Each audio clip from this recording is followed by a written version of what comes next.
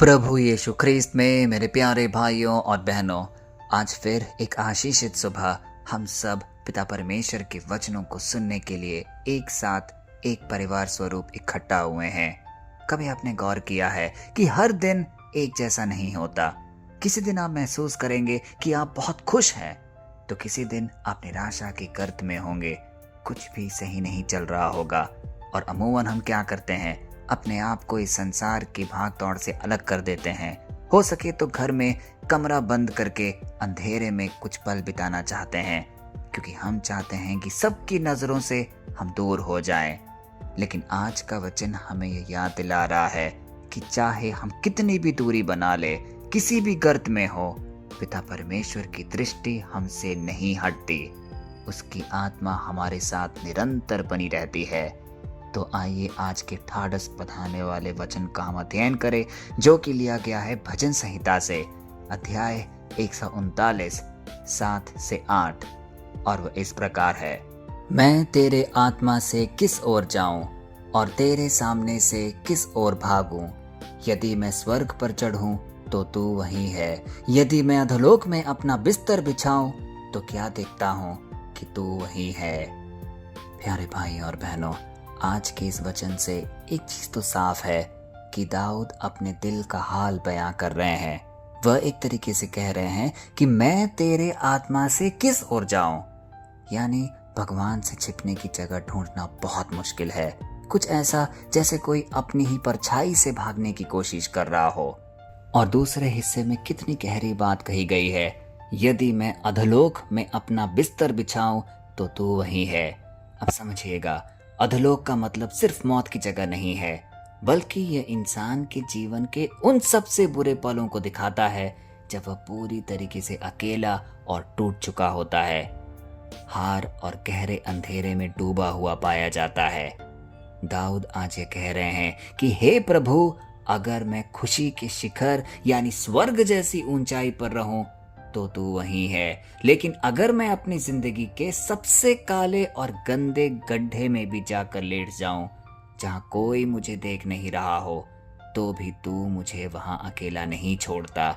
तू मुझे मेरा ख्याल रखता है, तू वहीं मौजूद रहता है। प्यारे भाइयों और बहनों, आज की इस दुनिया में हम सब किसी न किसी दौड़ में लगे हुए हैं। हम में से कई लोग अपनी गलतियों से, अपने टूटे हुए रिश्तों से या समाज के तानों से इतना डर जाते हैं कि हम छुपने की कोशिश करते हैं, दर दर भटकते हैं। हमें लगता है कि मैंने तो बहुत बड़ी गलती कर दी है, अब भगवान मुझसे मुंह फेर चुका होगा, अब मैं उनके सामने जाने के लायक नहीं हूँ, योग्य नहीं बचा। हम अपने मन के किसी कोने में हर दिन अकेले बैठकर रोते हैं और सोचते हैं कि कोई हमें नहीं जानता। लेकिन आज का ये वचन आपको यह चीख चीख कर बताने आया है कि आप भगवान की नजरों से कभी बाहर नहीं हुए हो। और इसका मतलब डरना नहीं, बल्कि सुकून पाना है। आप चाहे जितनी भी दूर निकल जाए, आपकी जिंदगी में चाहे कितना भी घना अंधेरा क्यों ना छा जाए, परमेश्वर का प्रेम आपके पीछे पीछे वहीं भी उतर आ सकता है। वह आपकी सजा देने के लिए नहीं, बल्कि आपको थामने के लिए, आपके उस अंधेरे कमरे से आपको निकालने के लिए आया है। तो आइए कुछ पल अपनी आंखें बंद करके आज के इस वचन को अपने दिल से महसूस करें, क्योंकि यह पावन पल है जो परमेश्वर ने हमें प्रदान किया है, जहां हमने अपना आत्मविश्लेषण कर एक पूर्ण हृदय से परमेश्वर को हर वह बात कहनी है जो हमने अपनी निराशा में महसूस किया है। क्योंकि आज का वचन हमें बता रहा है कि हम कभी भी अकेले नहीं थे। आइए ये प्रार्थना बोलें। हे प्यारे स्वर्गीय पिता, हम अक्सर अपने डर और अपनी कमजोरियों की वजह से तुझसे छिपने की कोशिश करते रहे। जब जिंदगी के थपेड़े हमें किसी गहरे अंधेरे में धकेल देते थे, तो हमें लगता था कि तू हमसे बहुत दूर हो गया है। आज हमारे इस भ्रम को हमेशा के लिए मिटा दे हे प्रभु। हमें इस बात का एहसास करा कि हमारे जीवन के सबसे बुरे और अकेले पलों में भी तेरी मौजूदगी वहां पर उपस्थित है। तू हमारे चारों तरफ फैली हुई उस अद्भुत शक्ति के समान है जो हमें कभी नहीं छोड़ती। हमारे टूटे हुए मन को अपनी उपस्थिति से भर दे। यीशु मसीह के सामर्थ्य और पवित्र नाम पे ये सारे निवेदन हम मांगते हैं, आमीन।